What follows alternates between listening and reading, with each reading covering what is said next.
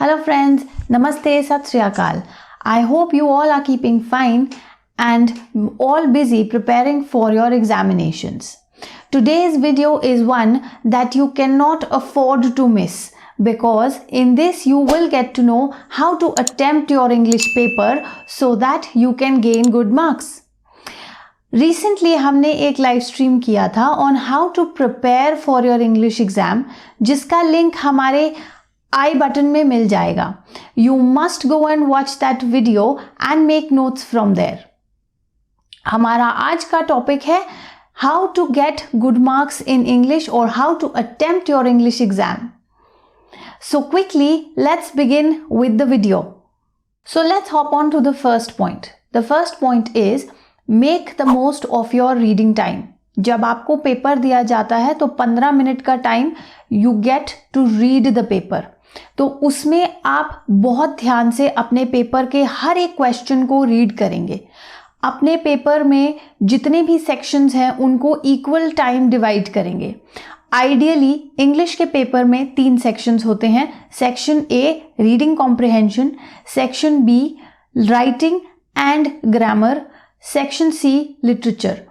3 hours का अगर हमारा पेपर है तो ideally 45 minutes can be divided for all the sections. I mean to say section B grammar 45 and writing 45. ये तरीका है टू टाइम योरसेल्फ और अपने आप को ये बताकर चलिए कि 45 मिनट से ज़्यादा मैं एक सेक्शन पर देना अफोर्ड नहीं कर सकता या नहीं कर सकती. The second point that we need to take care about is the word limits. Each question in English has a word limit.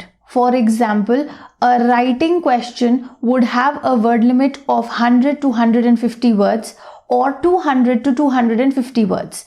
So we must remember to follow and adhere to the word limit. जितनी word limit दी गई है उससे ज़्यादा या उससे कम नहीं लिखना चाहिए. हमारे हर एक क्वेश्चन की वर्ड लिमिट सोच समझ के दी जाती है. एग्जामिनर ये समझकर हमें वर्ड लिमिट देता है कि इतने टाइम में हम इतनी वर्ड लिमिट लिख पाएंगे. तो अगर हम ज़्यादा वर्ड लिमिट लिखते हैं तो उससे हम अपना ही टाइम एक ही क्वेश्चन में वेस्ट कर रहे हैं. So let's adhere to the word limit. इससे हमें एक और बेनिफिट होता है. We make our answers to the point which is our next point to be discussed. The third point that we need to keep in mind is that our answers should be to the point. It is quite much related to our second point. As I already told you that word limit set की जाती है हर एक question में. Word limit set इसीलिए होती है ताकि हम एक speculated time में उस question को कर सकें.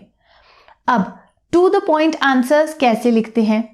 अगर हमसे पूछा गया है what is the name of that person तो हम उसमें सिर्फ एक सिंपल वर्ड या एक सिंपल सेंटेंस में उस पर्सन का नेम बताएंगे. We will not jump on to telling any other characteristic of that person. Extra लिखने से कोई भी एक्स्ट्रा मार्क्स नहीं मिलते. उससे सिर्फ हमारा अपना टाइम वेस्ट होता है जो हम किसी और सेक्शन में दे सकते हैं in order to improve our performance. So please make sure when you write the answers, you read the question carefully and be to the point. The fourth and very important part of an English exam, write neatly. I know सबकी hand writing बहुत अच्छी नहीं होती but हम at least कोशिश कर सकते हैं कि एग्ज़ाम के टाइम पर हम इतने नीटली लिखें कि सामने वाले को यानी कि हमारे एग्जामिनर को हमारी लैंग्वेज लिखी हुई समझ में आए. बिकॉज अनटिल एंड अनलेस आपका लिखा हुआ किसी को समझ में आएगा वो उस पर आपको कोई मार्क्स नहीं दे पाएगा. Sometimes when the answer is very untidily written the examiner just gives it a cross and gives as many marks uska man kare. Maybe if the examiner has been put off, the examiner might just give you half out of 2 or half out of 3. So in order to make the examiner give you marks, please write neatly. In writing neatly, there is one more thing that we must do. Whenever we are writing an answer, everything that is important, we think is important in the question, we must underline it. Moving to our next point, which is spacing. हम जब भी answers लिखते हैं, हर एक answer लिखने के बाद at least 1 line की स्पेस छोड़ना इज अ गुड ऑप्शन। हमें हर आंसर के बाद थोड़ी सी स्पेस छोड़नी चाहिए। Here when I talk about spacing, तो जब हम लिख रहे हैं, हमारे हर एक वर्ड के बीच में भी इतनी स्पेस होनी चाहिए कि ऐसा ना लगे कि हमने एक ही लंबा सा वर्ड लिखा है। The words should be readable separately. तो हम स्पेस छोड़ेंगे, स्पेस छोड़ने से हमारा पेपर थोड़ा नीट लगेगा। So now we come on to the 6th point that we will be discussing. The 6th point is that every time you write an answer, you should finish the answer by drawing a line. Always keep a pencil and a scale handy with you during an exam. जब आप English का exam लिख रहे हैं, आप एक comprehension passage के answers को अटेम्प्ट कर रहे हैं, उसमें 6 आंसर्स हैं, तो हर एक आंसर के बाद एक पेंसिल से लाइन ड्रॉ कीजिए, पेंसिल और स्केल से, जो आपके एग्जामिनर को क्लियरली बताता है कि क्वेश्चन 1 का पार्ट ए यहाँ खत्म हो गया and now I am going to start with the next question और the same question part B. If you make these things clear to your examiner, the examiner feels good to check your paper. Coming on to the next point which we will be discussing is about the cutting. We are not perfect. ये तो हम सब जानते हैं कि हम perfect answers नहीं लिख पाते.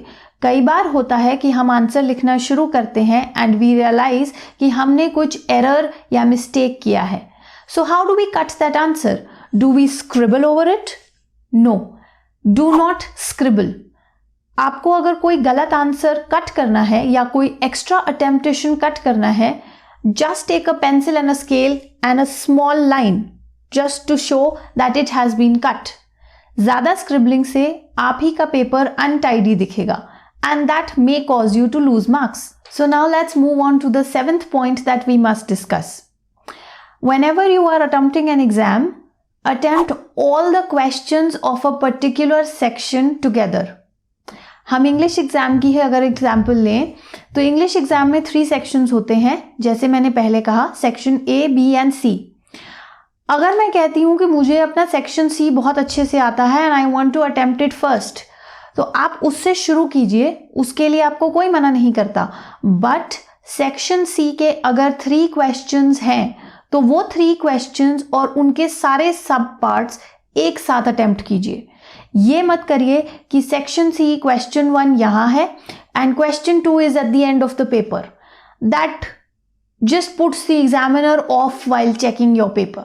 Attempt all the questions together and you can attempt the sections according to your convenience. जो आपको अच्छे से आता है, obviously आप उसे पहले attempt करेंगे, but please attempt all the parts together.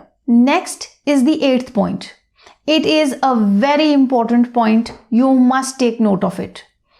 Please do not use SMS slang language in your examinations. जब भी पेपर में आंसर्स लिखते हैं, तो कोई भी लैंग्वेज जो हम SMS में यूज करते हैं, for example if I have to write please, तो प्लीज की पूरी स्पेलिंग PLEASE लिखिए. PLS will not be accepted in the exam. Examiners do not like when we use short forms or we use the SMS language. It also gives a bad impression about you that you are not aware of the proper language in which you are attempting the exam. और English में तो खासकर SMS language use होने पर marks भी cut करे जाते हैं. Let's move on to the finishing part of the paper. The 9th point. The 9th point is tick off all the questions that you have completed. As soon as you complete a question, put a small tick on your question paper marking कि ये question मैं कर चुकी हूँ. I have already attempted it. At the end of the paper, save some time for revision. और हमारा 10th point इसी से related है.